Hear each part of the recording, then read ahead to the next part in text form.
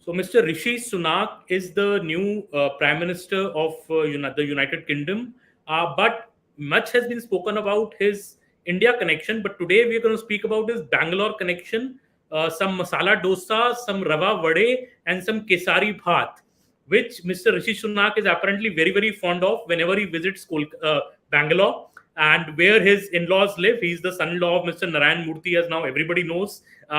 I'm joined, this is Aman Sharma from CNN News 18, and today I'm joined by Rohini Swami, associate editor with us at cnnnews18.com. Welcome to First Post, Reporters Post, our weekly offering. And Rohini, today we are discussing Mr. Rishi Sunak's Bangalore connection. So, what is Mr. Rishi Sunak fond of in Bangalore? Please enlighten our viewers. Well, it's so nice to talk about something different where we talk about masala dosa, we talk about, and that too dripping with absolutely pure ghee and filled with rava vade and kesri bhat. Kesri bhat, for our viewers, if all these three actually, but kesri bhat specifically is what is called a sweet halwa, which is made out of rava, and which most people have it, but it's something which is very it's eaten also a lot down south here. But yes, these are three things that he absolutely enjoyed in this outlet called Vidyarthi Bhavan. Now, Vidyarthi Bhavan is an iconic place, though it was started in the 1930s. Over the years, and Vidyarthi Bhavan, let me tell you, means student's house, right? But over the years, it has turned out to be a place where people casually come and sit, talk about anything and everything, politics, actors come in, you have politicians coming in, you have entrepreneurs coming in, you have corporate honchos coming in. And that is why the link between food, Bangalore, Narayan Murthy, and Rishi Sunak is, apart from the fact that he is married to Akshata Murthy, who's Narayan Murthy's daughter, has been his love for food, especially sweets. He's time and again spoken about his sweet tooth. But let me tell you that when I did speak to the owner of Vidyarthi Bhavan, he told me about this particular photo that he clicked with the permission of Rishi Sunak at the time, not knowing, and trust me, nobody actually, even most of us didn't realize this, but didn't know that Rishi Sunak would one day become the Prime Minister of the United Kingdom. But today, when he told me that 3 months ago, when the whole discussion was happening about between Liz Truss and the race was between Liz Truss and Rishi Sunak, he had kept this photo ready because he usually takes pictures for memories. He has several such photographs. Arun, who's the owner of Vidyarthi Bhavan. And then he talked about how in 2019, Rishi Sunak, along with his family, that is Akshata Murthy, two daughters, Mr. Narayan Murthy and Madam Sudha Murthy, they landed up there because whoever comes and to Bangalore, it is compulsory. And I'm sure, Aman, you have been also been taken to Vidyarthi Bhavan. It's compulsory that you do a round of Vidyarthi Bhavan and have the masala dosa there because it's out of the world. Now, just talking about this makes us hungry.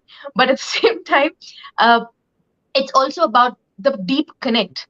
The connect is more than just about being the son-in-law, or you call Aliya here in Bangalore, in Canada, of Bangalore. But it is more deep with him, with Rishi Sunak finding inspiration from Narayan Murthy. And so that is another connect that we've seen. And he, through his campaign as well, has talked about how Narayan Murthy has been a pillar of support for him, especially when he said that he wanted to move in from into active politics. And there was an interesting. That's quite interesting.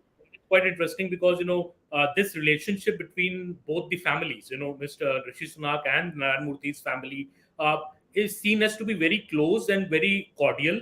And as you correctly say, that it's also that Narayan Murthy actually supporting his son-in-laws when he entered into politics. Narayan Murthy himself has been a entrepreneur and a corporate all his life, but to see his son-in-law, who was also a corporate in a way, worked at a private job in the US and everywhere else, joining politics. Usually Indian father-in-laws, Rohini, would desist somebody from doing this, from going into politics from a great corporate job. But this was not the case in the Murthy family, certainly, as you have written in the story today. Absolutely not. Rather, he keeps, and this he has been saying in several interviews that Mr. Murthy has even landed up at every single campaign that he has taken up. And there was one time when he was campaigning for a seat, and Mr. Murthy landed there, and he was given a bunch of pamphlets and said, "Please distribute this." A man who is the co-founder of Infosys, who has been employing several people as well, and a man who has made a name for himself globally, starting from humble beginnings all the way up, suddenly thrust a set of papers and said, "Please go campaign." He was told what to do. A change of road for a change, right? From what he usually tells people to do.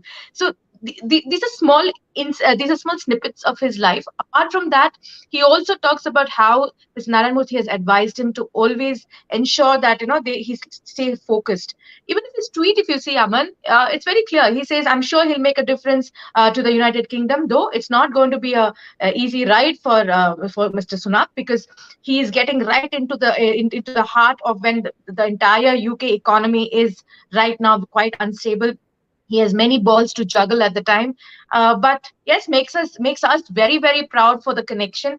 But I'm always enthused with the fact that anything happens in the world, good or bad, but rather good in this particular case, that we always have a Bangalore connection, and that's something that really really makes my heart quite happy. But coming back to the inspiration part, especially of Infosys, because there was a time when, if you remember, when the campaign for the UK Prime Minister was taking place, Mr. Sunak was in the middle of a lot of crossfire, especially when it came to Akshita Murthy and her tax uh, uh, Yeah, declaring in a her way, taxes the as well. story, Rishi Sunak and Akshita have quite a fairy tale love story. Oh, Meeting oh when they were yes, studying, oh and yes, then getting married. yes, When this yes. blip came, when this controversy emerged in the UK a few months back over Akshita's tax proceeds, and does she need to pay tax in the UK? That the family also handled that very, very maturely in a way. And it was handled in such a beautiful way. Yes, like that affair also, when it came to the Stanford affair, as it's being called right now, where both Akshata and Rishi Sunak met, Akshata took her time to finally decide whether he's the right man or not. So clearly, they have found that they have their wavelength matched. But more importantly, it's a beautiful beautiful relationship. It's a beautiful family relationship. It's a beautiful political relationship as well. Political, I say, because the way Rishi Sunak stood by his family, his wife's family and extended family as such, because I remember him saying this, and he said that in several debates. I i am very respectful, and I really look at the fact that they have risen from humble beginnings all the way up to build something called Infosys, which today employs people across the world, even in the UK. And I'm quoting Rishi Sunak here. And he also talks about how Akshita actually did not declare her taxes back in the UK because she's proud to be an Indian. They want to keep that Indian link going. And we see in every single picture, if you notice, how Rishi Sunak, even his family as well, and the Murthy family as well, they have ensured that they keep their Indian roots and their identity. Even when they meet, I mean, the classic picture, right, of putting diyas at 10 Downing Street and always doing a namaste wherever they go, or pictures at ISKCON or other places as well, very clearly shows that they want to keep those roots grounded. And I'm pretty sure that the Bangalore roots also will keep flowering every single time.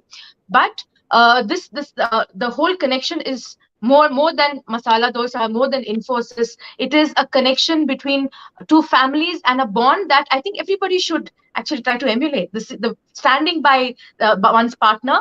And the other way around also. If you notice, there was another picture, right? There's another controversy she got into when she was serving tea, hot tea with biscuits, right? With the Emma Lacey mugs. And though Yes. it's a very Indian tradition. It's nothing that they were trying anything to appease the media, where you actually offer tea or water to people who come to your home. Now, if they're standing outside their home, you're seeing them standing in the sun. It's a very obvious thing that we do. It's nothing new for us. And she did it in her way. Well, whatever it be, that turned out to be another controversy where The this. MLAC mugs became controversial. The 38-pound MLAC mugs in which the tea was served became a point, and Good. the British media is very, very unsparing on these. The Yeah. tabloids, especially in UK, are very unsparing. Well, Rishi Sunak, I think what Rohini has correctly put out, Rohini, the point of Rishi Sunak placing these diyas outside 10 Downing Street, always being upfront about his Asian, about his Hindu identity, saying that yes, I'm a Hindu, which is also being, many English tabloids are now relating it to Mr. Rishi Sunak taking over on Diwali. In a way, all these things, foster, may have good hope for good, close UK-India relations as well, with Prime Minister Narendra Modi, and, always stressing on warm personal relationships with premiers of other countries in the days to come. But definitely, I think Mr. Rishi Sunak might also take a leaf from Mr. Narayan Murthy's book when it comes to now handling the top and the pressing issues of UK politics like inflation and the rising cost of living there. I think Mr. Rishi Sunak has his hands full, but he definitely has some inspiration to take from Bangalore on this count. Thank you so much, viewers, for joining us on Reporters Post today at First Post, and please subscribe to our YouTube channel on First Post. Thank you, Rohini. Thank you so much, Aman. Thank you.